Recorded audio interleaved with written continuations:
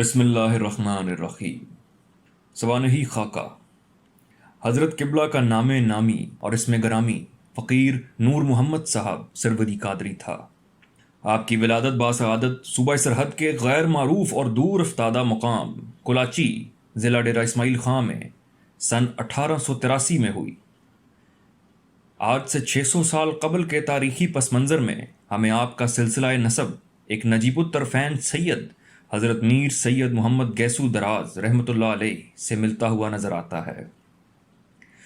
تاریخ ہمیں بتاتی ہے کہ جب حضرت گیسو دراز رحمۃ اللہ علیہ نے اپنے انفوان شباب میں کوہ سلیمان کی پرکشش وادیوں کو اپنا عارضی مسکن بنا لیا، یہاں رہ کر آپ عقد و مناکحت کے رشتوں میں منسلک ہوئے، اور پھر جب یہاں سے روحانی مصلحتوں کے پیش نظر اعظم ہندوستان ہوئے تو ہندوستان کے مرکز دہلی سے ہو کر حیدرآباد دکن میں گلبرگہ کے مقام پر اپنی مستقل اور ابدی آرام گاہ بنا لی، مگر کوہ سلیمان کی گلپوش اور حسین و جمیل وادیوں میں اپنے خون، نسل اور نسب کا ایک وسیع سلسلہ چھوڑ گئے۔ اسی شریف خون، نجیب نسل اور پاکیزہ نسب سے حضرت قبلہ فقیر صاحب کا تعلق ہے۔ باطنی اور روحانی طور پر اس سلسلہ طریقت کے لحاظ سے آپ سلطان العارفین حضرت سلطان باہو رحمۃ اللہ علیہ کے ساتھ لازوال اور ابدی نسبت رکھتے ہیں، اور ان دونوں نسبی اور روحانی مقدس رشتوں نے آپ رحمۃ اللہ علیہ کو فقر کا وہ عرفہ اور اعلیٰ روحانی مقام بخشا ہے جس کی صدیوں سے کوئی نظیر نہیں ملتی۔ آپ حضرت سلطان العارفین کے بے مثل، بے بدل اور لازوال فقر کے کامل مظہر، مکمل نمونہ اور کما حق کا آئینہ دار تھے۔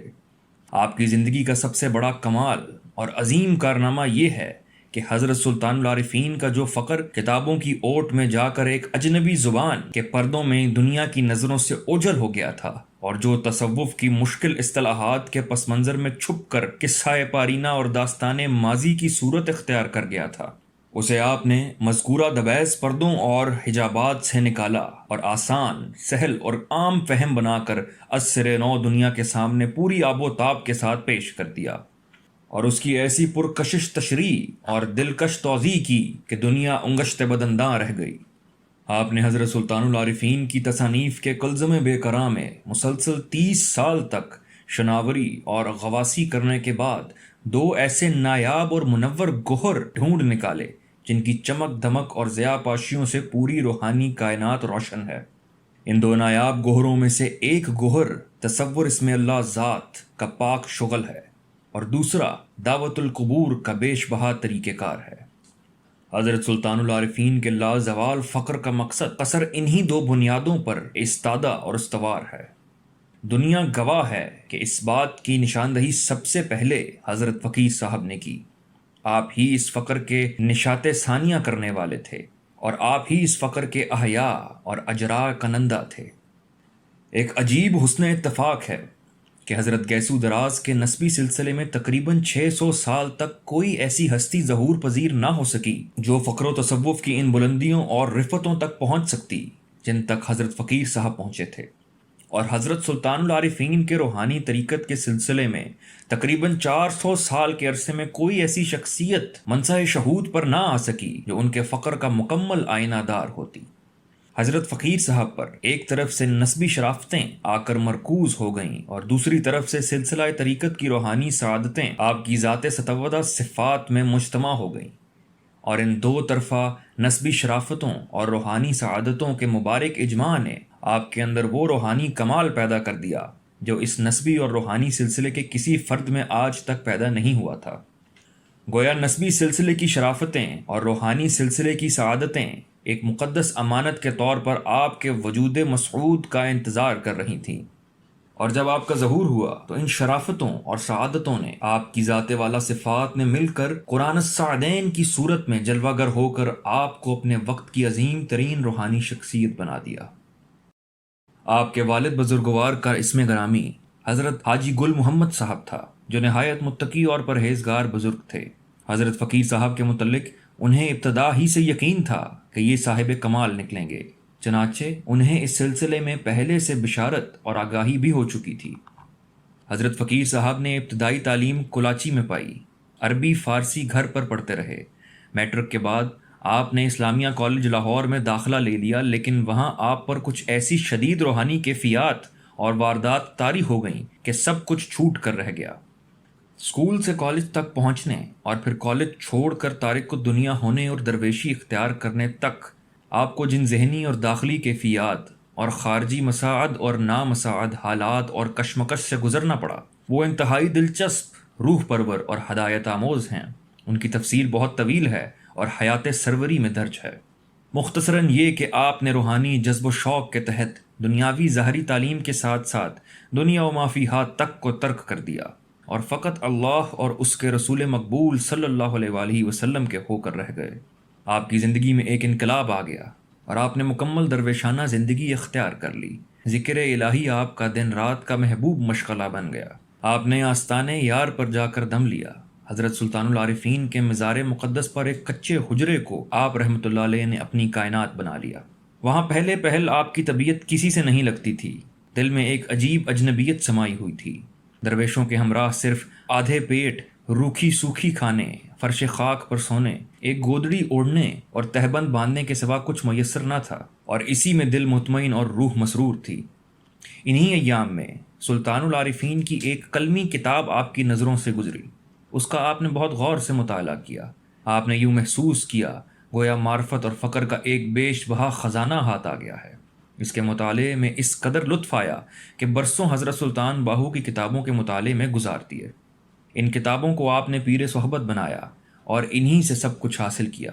ان کتابوں کی کتابت اور مطالعے کے دوران بعد میں یہ حالت ہو گئی کہ دن کے وقت آپ کو سلوک کے جس مقام، حال، منزل اور جس باطنی اور روحانی معاملے اور واقعے کو لکھنے اور پڑھنے کا اتفاق ہوتا، رات کو حضرت سلطان العارفین کی باطنی توجہ اور نوری نگاہ سے وہ منزل اور مقام طے ہو جاتا، اور ہر تحریر شدہ معاملہ اور واقعہ مکمل طور پر آپ پر وارد اور منکشف ہو جاتا۔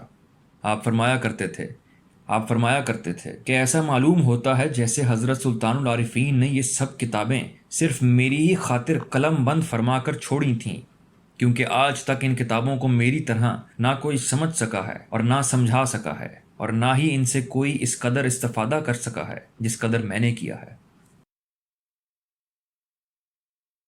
سفر آخرت۔ آپ نے عمر کے آخری 5 سال پنجاب میں گزارے۔ اگست سن 1955 میں پاکستان کے دوسرے حصوں کی طرح آپ کے آبائی شہر کراچی میں بھی سیلاب آیا اور آپ کے مکان کو مال و اسباب بہا کر آپ کو درویش بے مایا اور فقیر بے سر و ساما بنا گیا۔ آپ نے اپنے نقصان پر بجائے اظہار رنج و غم کے خوشی کا مظاہرہ کر کے فرمایا کہ ہم فقیر لوگ ہمیشہ خانہ ویران اور باطن معمور رہتے ہیں، اور یہی ہمارا اصلی شیوا اور مقام ہے۔ اس کے بعد آپ فیصل آباد چلے گئے اور آخر وقت تک وہیں قیام پذیر رہے۔ فیصل آباد میں اگرچہ آپ کو کافی آرام میسر تھا، لیکن یہاں کی آب و ہوا آپ کو راس نہ آئی اور آپ کو مختلف جسمانی عوارض لاحق ہو گئے۔ عمر بھی کافی ہو چکی تھی، قوی المزمحل ہو گئے تھے، اور عناصر میں اعتدال والی بات بھی مفقود تھی۔ چنانچہ جو مرض جان لیوا ثابت ہوا وہ جگر کی رسولیاں اور ورم تھا۔ وفات سے 3 دن بیشتر رات کے وقت آپ کافی دیر تک مجھ سے گفتگو کرتے رہے۔ اثناء گفتگو میں مجھ سے فرمایا، عبدالحمید، بہت پہلے کی بات ہے، تم ابھی کم سن تھے، ہم دربار حضرت سلطان العارفین پر مقیم تھے۔ ایک رات میں نے واقعے میں دیکھا کہ میں تمہیں اپنے ہاتھوں میں اٹھا لیتا ہوں اور اپنا سارا نور تمہارے وجود کے اندر بھر دیتا ہوں۔ پھر فرمایا، ایک اور واقعے میں میں نے دیکھا کہ میں تمہارا سر کاٹ کر اپنا سر تمہاری گردن پر جوڑ دیتا ہوں۔ پھر فرمایا، تمہاری والدہ نے تمہاری ولادت سے چند دن بیشتر اپنی گود میں سنہری قرآن مجید دیکھا تھا۔ مجھے تم پر مکمل اعتماد ہے۔ 16 اکتوبر 1960 کو جب کمزوری کافی بڑھ گئی تو فرمایا، میں وصیت کرنا چاہتا ہوں اور تمہیں اپنا روحانی جانشین مقرر کرنا چاہتا ہوں۔ چنانچہ عرائض نویس کو بلایا گیا۔ آپ نے اپنی وصیت اپنے سامنے لکھوائی، اس پر دستخط فرمائے۔ جب وصیت نامہ مکمل ہو گیا تو میرے حوالے کر دیا۔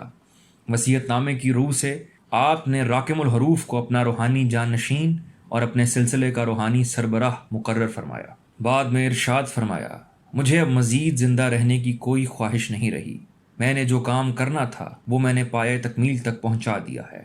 اب میں بڑی بے صبری کے ساتھ موت کی راہ دیکھ رہا ہوں۔ پھر یہ شعر پڑھا، بمرگ خویش ہما تور آرزو مندم، چنانکہ بود بے آب حیات اسکندر۔ 16 اکتوبر کے بعد 17 اکتوبر کا دن بھی حسب معمول گزر گیا۔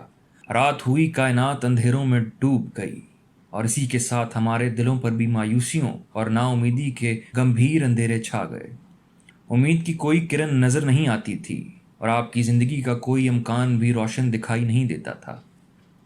وہ رات ہمارے لیے قیامت کی رات تھی۔